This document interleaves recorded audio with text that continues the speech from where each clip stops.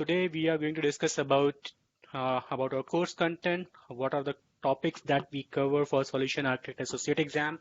Followed by that, we have a small theoretical section where I am going to discuss about what is cloud computing, what are the different types of cloud computing, say private cloud, public cloud, and hybrid cloud, how to sign up for AWS account, okay? And we have two very basic concepts of AWS. What is regions, what is availability zone, and what is local zones. That's a new concept in AWS. Okay, and we followed by that at the end of this session, we'll have a demo where I'm going to tell you about how to create an AWS EC2 instance and how to get connected with that. Okay, being said that, let's start with the course content first. Okay, so this is the course content of AWS Solution Architect examination. Before starting with the course content, what I want to tell you guys, the level of this course is much above than the certification exam. Okay, the idea here is not only to pass the examination. Okay, you should have a good understanding of the concept.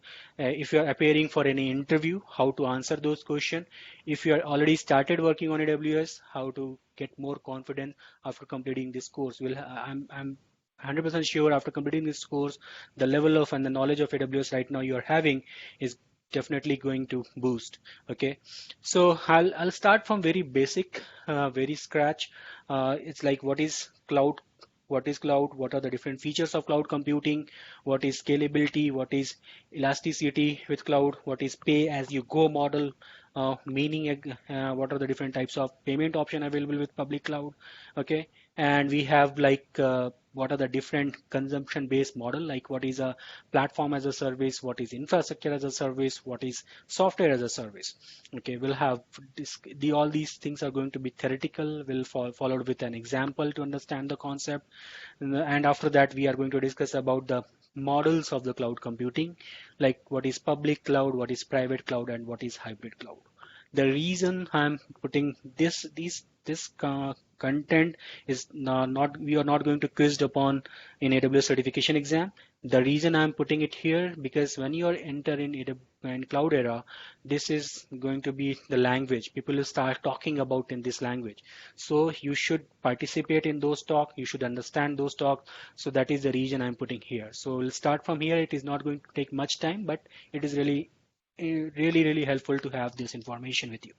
Okay, and after that we'll start with like creation of AWS account. The creation of AWS account is pretty simple. I'll tell you the link from where you can go and create an AWS account. Over Google you can search over like create AWS free account or create AWS account. It is just like a two-page form where you need to provide your personal information, your name, address, email information, phone number, everything. And after that, you have to provide your credit card and debit card information. The reason why AWS is taking those information is the reason is pretty straightforward because they based upon that they are going to bill you. But don't worry, they are not going to automatically detect that money. Okay, they will send you the bill, and after that, when you approve it, they are going to when you pay, then it will going to that is going to detect. Okay, and for 1 year, your AWS account is free. When I'm saying free, it's like not all the services are free. There are few services that are free for 1 year. Or say, for example, if I'm talking about AWS EC2, that is the service we are going to use heavily in this course.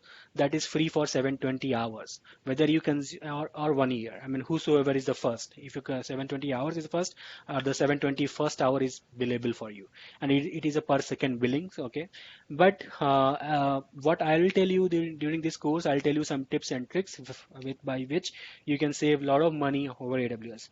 Maximum you are going to get couple of 100 rupees bill, not more than that.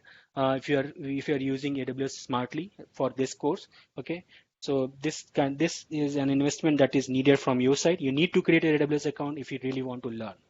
Okay, and the very first topic from where the AWS exactly is going to start is compute.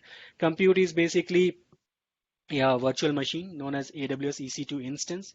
elastic cloud computing. Okay, and it is in AWS language we call it as an instance. It is basically a virtual machine. You can see that I'm going to cover a lot of things about AWS EC2. As I said, this is not only for the certification exam.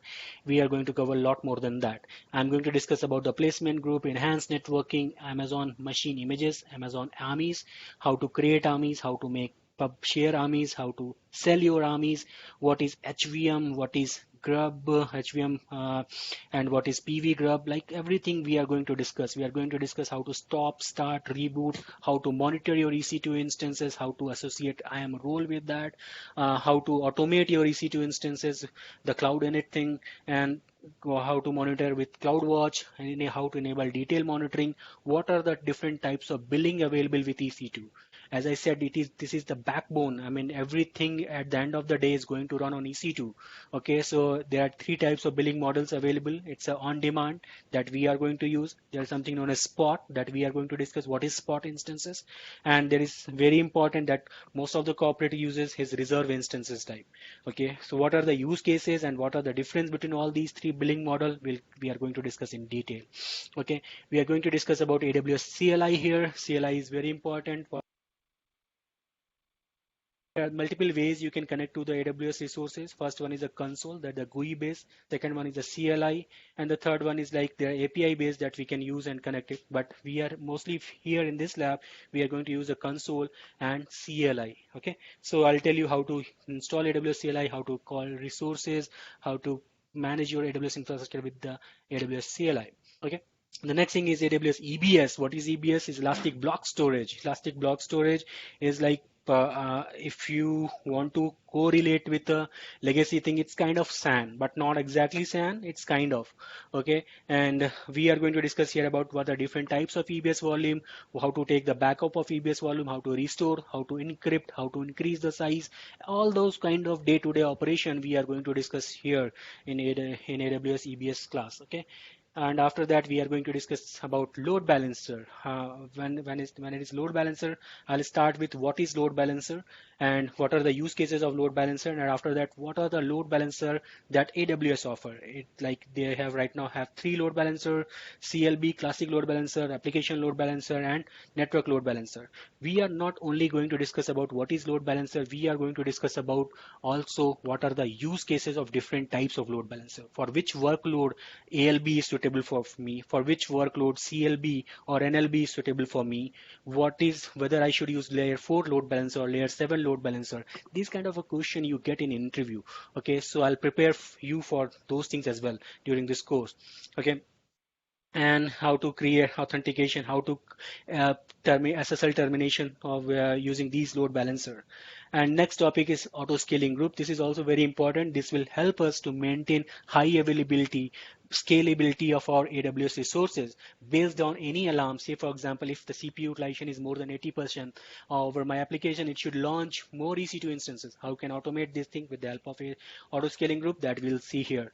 Okay, what is auto scaling group? What is the use case? How to automate the high availability thing? Everything we'll see here in AWS auto scaling group class. Okay, and followed by some labs. These are the labs that we are going to discuss, and I'll give you some homework. You need to go and complete these labs. If any point of time you have any issue, you can just ping me over WhatsApp. I'll come online and discuss with you one to one, and we'll fix the issue then and there. Okay, the next topic is AWS VPC. VPC is virtual private cloud. It is again very important topic of AWS because you are going to build your infrastructure inside AWS, kind of a virtual boundary that you are going to create. We'll see how to create your own VPC using your CIDR range. What are network access control lists? What are the security group? What are the kind of monitor your VPC with the help of flow logs, peering, VPC peering, endpoints. Like we have like VPN direct connect discussion about the VPN and direct connect. How to connect your on-premises data center to AWS using either VPN or direct connect, and what are the use cases of these two, whether I should go for VPN, whether I should go for direct connect, and what are the process for that. Unfortunately, there is not possible to show how to create direct connect over this class because that's required telco in between, but I'll walk through the process in detail. Okay. Identity and access management is kind of a user access management. Not only that, it is much more than that. Okay, and like how to create roles, policies, how to create multi-factor authentication for an account, what are the best practices of AWS IAM, how to maintain your root account, what is AWS organization. If I have an organization where I have different teams working, how to separate the AWS resources by creating an AWS organization. Okay, and I'll go with these labs and troubleshooting scenarios that I face in my life, and I'll share all those details with you. This will definitely going to help you for your AWS interview and your job hunting. And next one is like AWS object storage. What is object storage? S3. S3 is the backbone kind of EC2. It is also very important service. Directly or indirectly, you are going to use AWS S3 if you are going to use AWS. What is object level storage? We are using in our day-to-day life, such as Dropbox, such as Google Drive, kind of our object storage. Don't worry about that. We have a separate section on what is object storage, what is block storage. Okay, that EBS was the block storage that we just discussed. This is object storage.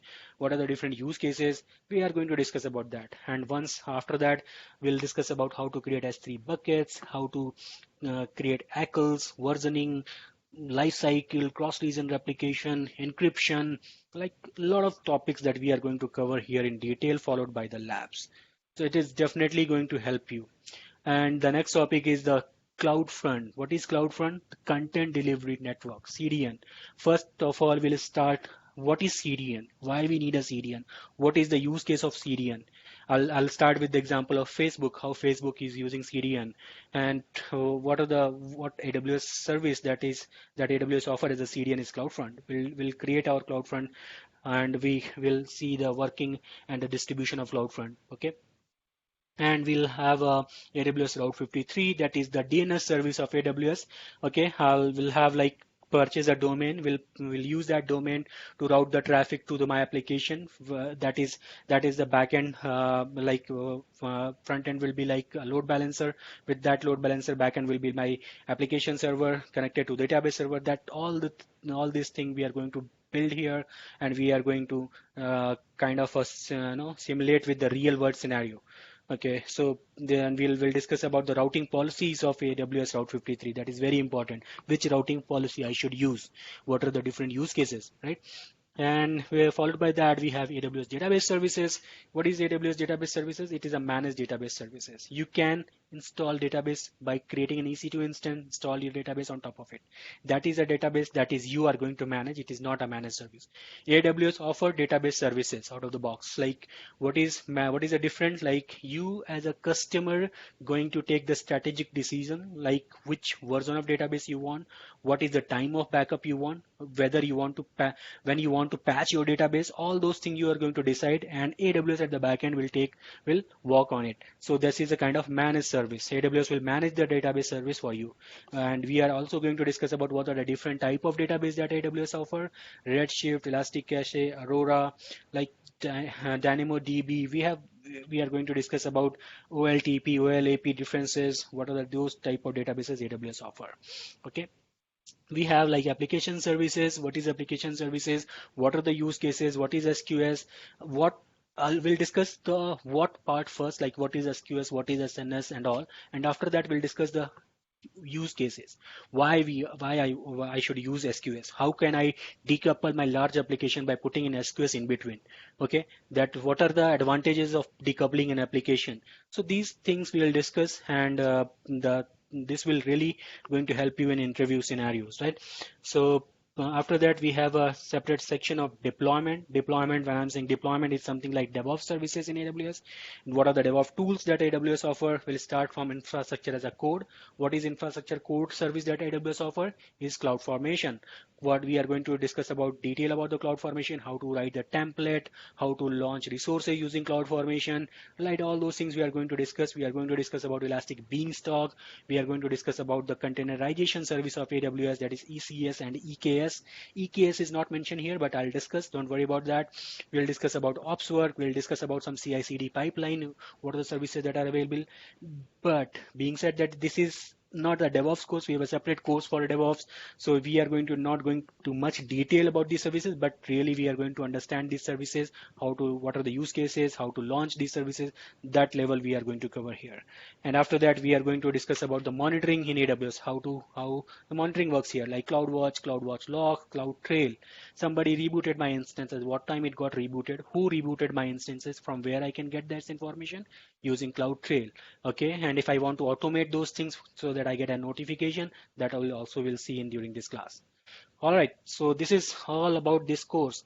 Okay, as I said, like this level is much higher as whatever the topics that cover in AWS. Not only that, there is there's something like if you enroll for this course and later in future, if you want to brush up the things in any other batch, you are that is absolutely free. You just need to pay one time, and later in future, if any batch you want to, you just ping me over WhatsApp. I'll give you share the meeting invite. You can join the another batch. That is not going to cost you any money. Okay, all right. Thank you guys. Let's connect for the next video where I'm going to discuss about what is public cloud, what is private cloud, and starting with what is actually cloud computing. Thank you.